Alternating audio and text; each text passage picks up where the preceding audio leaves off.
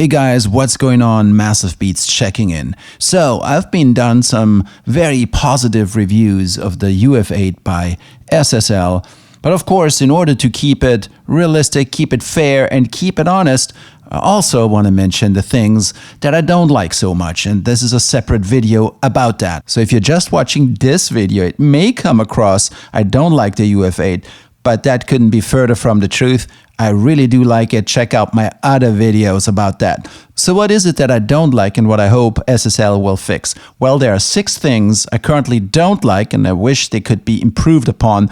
I emailed SSL tech support on all of these and I have heard back. I will tell you later what the response was. So, first of all, number 1, visibility. So, the unit is very dark.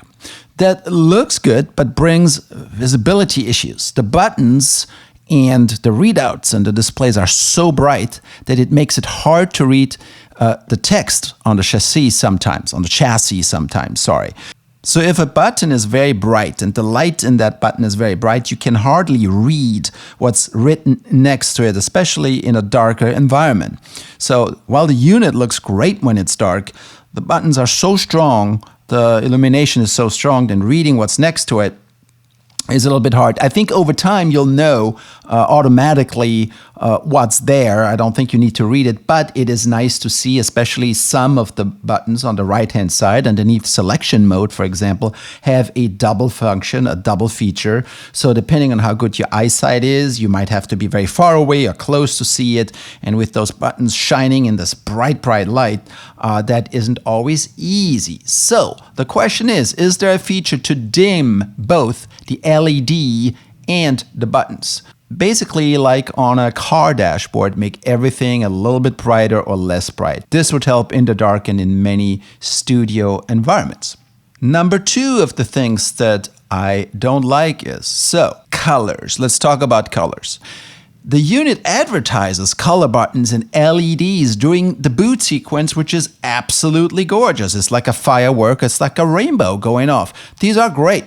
But I do not see a way to change or specify colors for individual buttons. On most of them, we cannot take advantage customizing the colors in blue or, this one in green and so forth. There's this lone green button, for example, on top of instrument, on the top of the unit, but that's about it. And it's a very dim green. So that would be helpful. So I asked him, why is this not even being mentioned in the manual? What is the point of blue, green, and all these other colors, purple and so forth, when they're not being put to use? Definitely not a big complaint, but, they are there and it could make things a little bit easier to navigate. For example, the soft keys. We have, VPOT 1, 2, 3, 4, 5. What if we could assign a different color to each of these?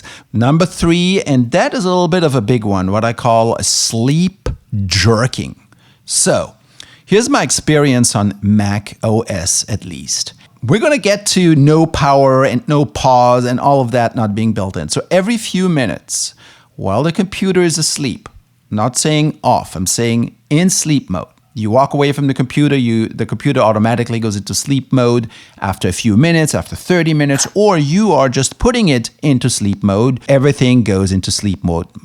2 of my 4K monitors go into sleep mode. The built-in monitor goes into sleep mode. It's a great way of saving power, bringing the heat down, saving the planet, yada, yada, yada. So anyways, what then happens every 5 minutes or so way too often to be healthy, and it's really annoying and surprising when you don't know what happens. The UF8 tries to connect and jerks all the faders. So you hear this fader jerk up and down, and that's about it. And it does it on all the faders. It does it very quickly. And I'm thinking, wait a minute, this can't be good. All the motors firing up every 5 minutes. What if you have your computer sleeping all night? Now, I don't want to hear, well, then just turn it off or leave it on. No, that is completely my choice. If my computer is in sleep mode, all the other accessories are in sleep mode. That's how it works. Even a 10 terabyte, spinning drive, after a few minutes goes into a sleep mode if you allow that. So I think that these faders should not move during a reconnection attempt. There's no need to do that. That leads me to, actually I'm jumping to my fourth gripe, is the dance, and this might be connected to this. So every time the computer boots up, UF8 goes through an exhausting show, routine, flying the faders up and down several times, as well as the fireworks of colors. It's fun the first time, but can this be reduced? I know this is a calibration need. They need to be calibrated, so there might not be a way around it, but since you're asking me what do I not like so much about it, that's one of the things. Then let's go back to the fifth annoyance. That would be the 360 software preferences. So pressing the 360 button, unlike when you're pressing the 360 button on the UC1, always goes back to the customization pages, the UF8 page that displays the layers. I don't need to change the layer every single time I pull up the UF8 for 360.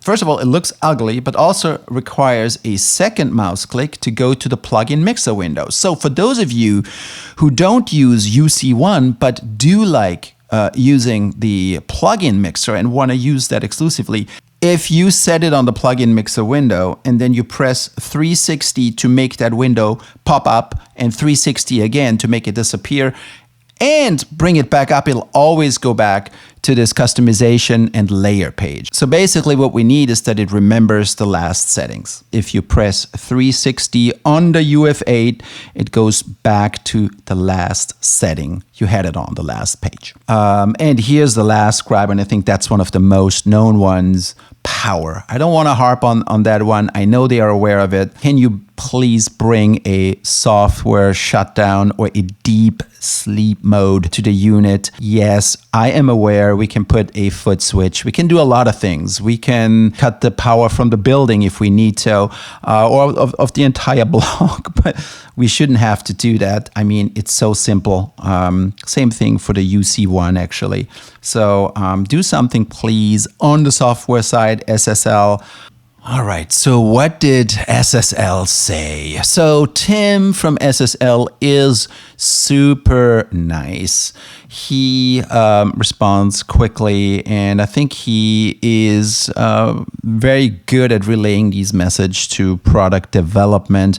Now, if you log something with tech support, these are not the folks who are going to solve that for you, but they can pass it on. So the question is, how much time do they have on their hand, the development people? Are they already working on the next thing, or are they working on getting this product right? In my book, SSL, get this right. People are dumping a lot of money onto the UF8 and UC1. This needs to get nailed. Cannot be abandonware. So the next year or so, keep improving and improving, adding features nonstop. I'm serious about that. I do not like abandonware. So if that's the route we're going to be going, I'm going to be pretty upset. But so far, I'm really happy because the positives by far outweigh the negatives. So number one on visibility, everything being too bright. Tim said, this isn't a feature that we currently have in place, though I will pass this along to the product team as a requested feature. Thank you very much. Number two, on the colors. We want colors, right? This isn't a current feature, but something we're looking to implement. Awesome. Number three, sleep jerking. I will pass this along as a requested feature. Should be as a requested serious annoyance, but okay. And then on power, we have passed this along to the product team, and that is why they instituted the sleep settings. So there is indeed sleep settings where the unit can go into sleep, but when it goes into sleep, it starts jerking. But I will let them know a full shutdown function is requested. I know some folks have purchased inline power barrels to toggle power. Some folks power them via a power strip or power conditioner and use that to control power to the unit. Yes, we know that is the official replies. Thank you, Tim. I guess you folks now know my stance on that already. Anyway, something we can work around. So the 360 preferences will also be passed along to the development team. And then the fader dance is, Tim is confirming what I was thinking, is fulfilling a calibration function, so that cannot be bypassed. However, to my knowledge, the colors on the display don't serve a function, and it can request that startup sequence have the option to be toggled on and off. Oh, cool. So maybe we can do away with the light show. As great as it is, but I'm not sure if over the next 4 years, every day, a year, I see that. Anyways, that comes from Tim, Audio Creation Product Systems and Support Group, Solid State Logic. Anyways, those are my 6 things I don't love of the UF8. What do you not love so much? If you could change, what would you change? That's about it. Massivebeatzz out.